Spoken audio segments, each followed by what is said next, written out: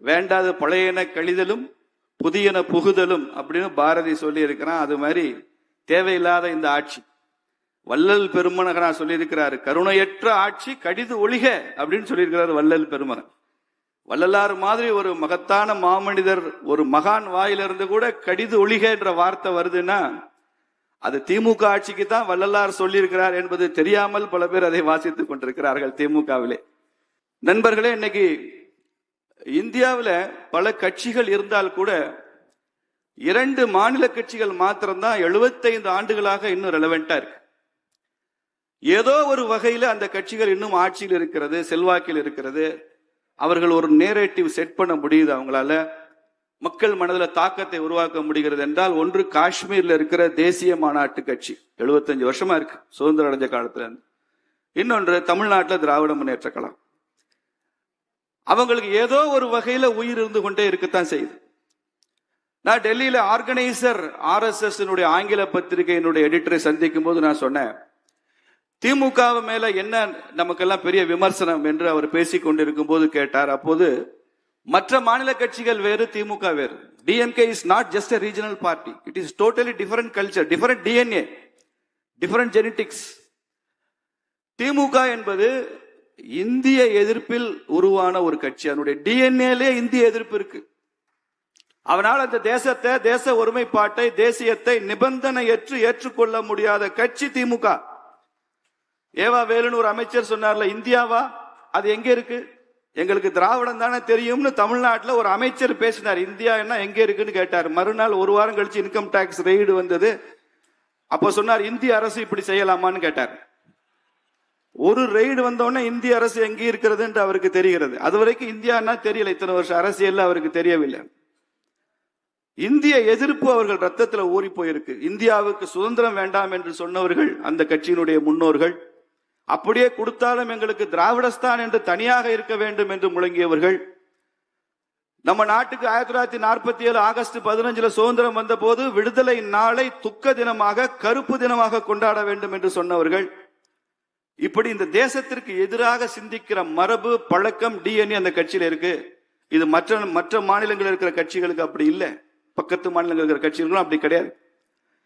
இயற்கையிலேயே அவர்கள் கடவுளுக்கு எதிரான கொள்கை, தெய்வ நிந்தனை செய்கிற கட்சியாக இருக்கிறது. ஈவேரா சேலத்தில் ராமர் சிலை எப்படியெல்லாம் ராமர் படத்தை அவமானப்படுத்தினார் என்பது தெரியும். ஐயா வீரமணி அவர்கள் கூட ஒரு முறை குறிப்பிட்டார், நாங்கள் ராமனுக்கு செருப்பு மாலை அணிந்த பிறகு திமுக மறுபடியும் ஆட்சிக்கு வந்தது அப்படின்னு சொன்னார். அப்படி இல்லைங்க, நீங்க ராமருக்கு செருப்பு மாலை போட்டதுக்கு அப்புறம் தான் தமிழ்நாட்டில் ராமச்சந்திரன் ஒருத்தர் முதலமைச்சரானார், MG ராமச்சந்திரன்.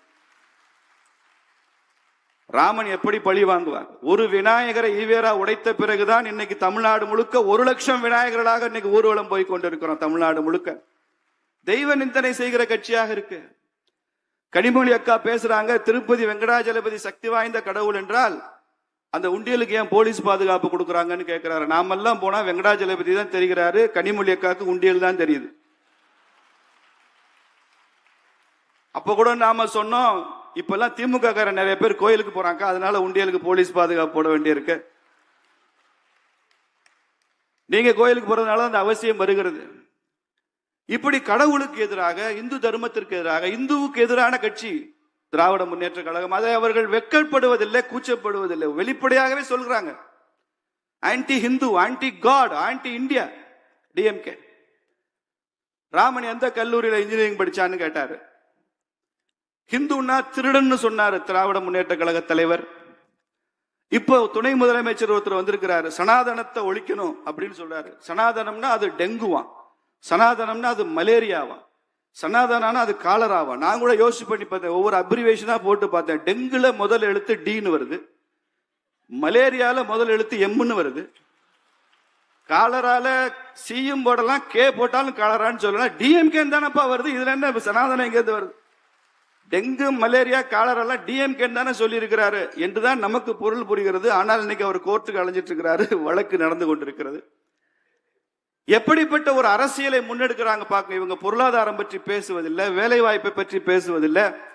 இன்னைக்கு தமிழ்நாட்டில் போதை பொருள் இல்லைன்னு, போதை பொருள் நடமாட்டமே இல்லைன்னு ஒரு அமைச்சர் சர்டிபிகேட் தர்றாரு. ஊர்ல போய் பாருங்க, கிராமத்துக்கு போதை பொருள் இருக்கிறது. பள்ளிக்கூட வாசலுக்கு எதிர்த்தாப்புல ஒரு பெட்டி கடையில் போதை மருந்து விற்கிறான். அதை அந்த போதை மருந்தை உட்கொண்டு விட்டு அன்னைக்கு மாணவர்கள் பள்ளிக்கூடத்துக்கு வர்றான். ஆசிரியர்கள் அச்சப்படுறாங்க. பெண்களுக்கு பாதுகாப்பு இல்லை. பல்கலைக்கழக வளாகத்திலேயே பெண்கள் மீதான பாலியல் துன்புறுத்தல் நடக்கிறது. எப்படிப்பட்ட இன்னைக்கு இந்தியாவிலேயே அதிகமான குடிகாரர்களை கொண்ட மாநிலம் தமிழ்நாடு, நம்பர் 1. இன்னைக்கு இந்தியாவிலே அதிகமாக கடன் பெற்ற மாநிலம் தமிழ்நாடு, நம்பர் 1. ஒரு டாக்டர் சொல்றாரு, இந்தியாவில் அதிகமாக மனநோய் மருந்துகள் சைக்காட்ரிக் ட்ரக்ஸ் விற்கிற ஸ்டேட் தமிழ்நாடு தான்றார். எத்தனை பேர் இன்னும் கொஞ்ச நாள்ல பைத்தியமா அலைய போறான்னு தெரியல. எங்க ஊர் இன்னும் ஸ்பெஷல், மதுரை. இந்தியாவிலேயே குப்பை நகரம் மதுரை. அதுக்கு ஒரு எம்பி சு வெங்கடேசன் அவர் ட்விட்டர் போட்டுட்டே, ட்விட்டர் எக்ஸ்தலத்துல பதிவு பண்ணிட்டே இருப்பாரு நரேந்திர மோடி அவர்களை பற்றி. அப்போ எப்படிப்பட்ட ஒரு ஆட்சியாக இருந்த திமுக எப்படி மாறி இருக்கிறது பாருங்க. இன்னைக்கு தமிழகம் எப்படி மாற்றி இருக்கிறது திமுகன்னு பாருங்க.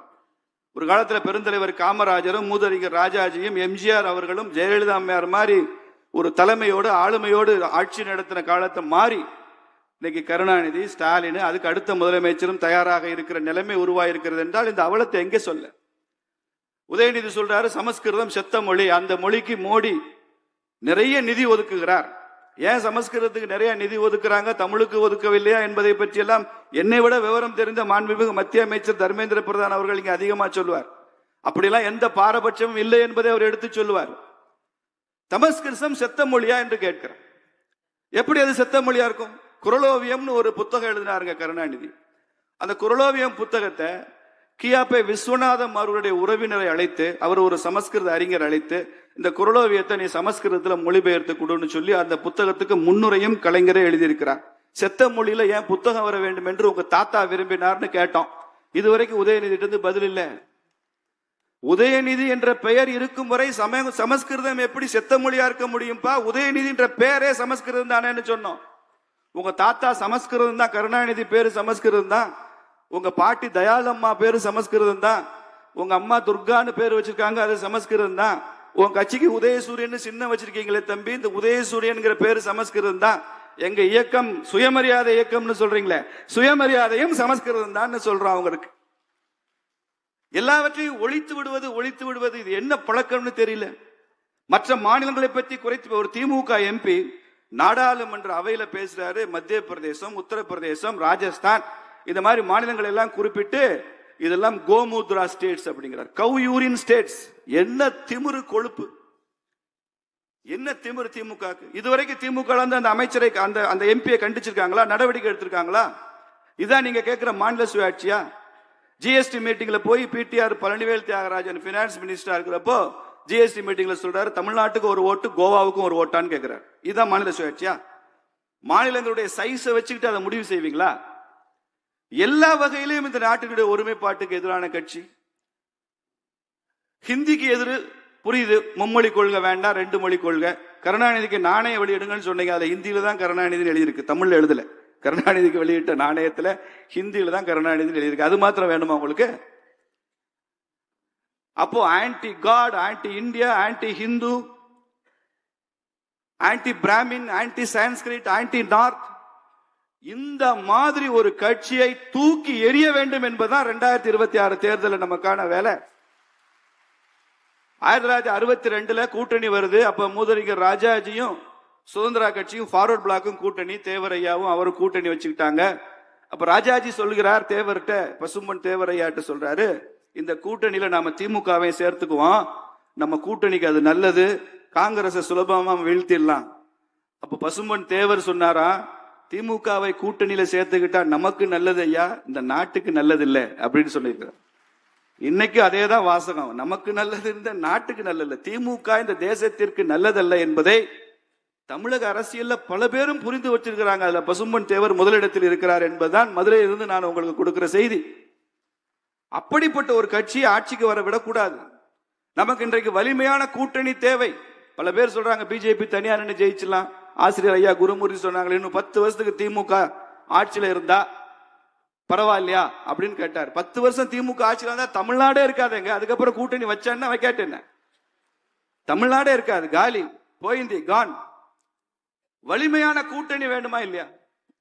தமிழ்நாட்டில் கட்சிகள் வெற்றி பெறுவதில்லை, கூட்டணிகள் தான் வெற்றி பெறுகிறது.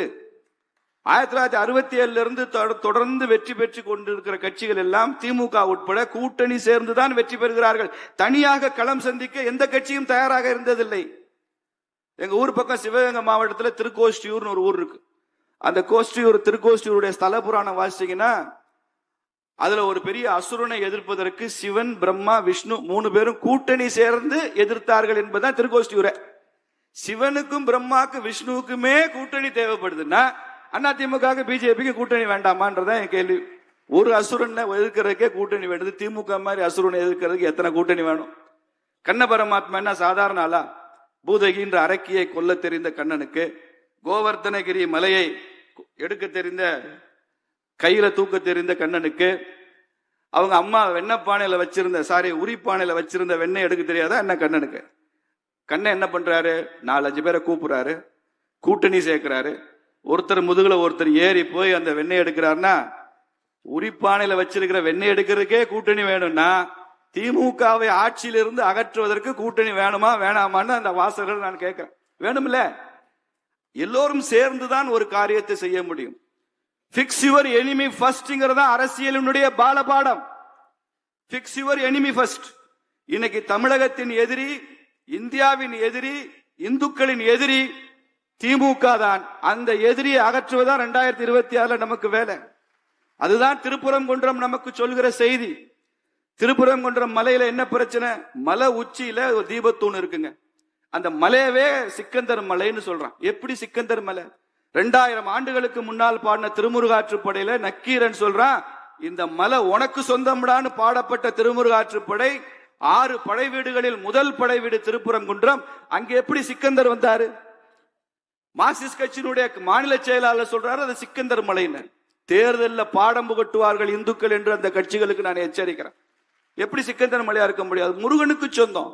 அங்க இருக்கிற தர்கா, அங்க இருக்கிற படிக்கட்டுகள், அங்க இருக்கிற நெல்லித்தோப்பு என்ற பகுதி, இது மாத்திரம்தான் அந்த ஜமாத்துக்கு சொந்தம், தர்காவுக்கு சொந்தம். மத்த எல்லாம் கோவிலுக்கு சொந்தம்னு 1920 தீர்ப்பு இருக்கு, 1931 தீர்ப்பு இருக்கு, பிரிவி கவுன்சில் ஜட்ஜ்மெண்ட் இருக்கு, 1994 நீதியரசர் கனகராஜ் தீர்ப்பு இருக்கு, இப்ப 2025 நீதியரசர் சுவாமிநாதனுடைய தீர்ப்பு இருக்கு.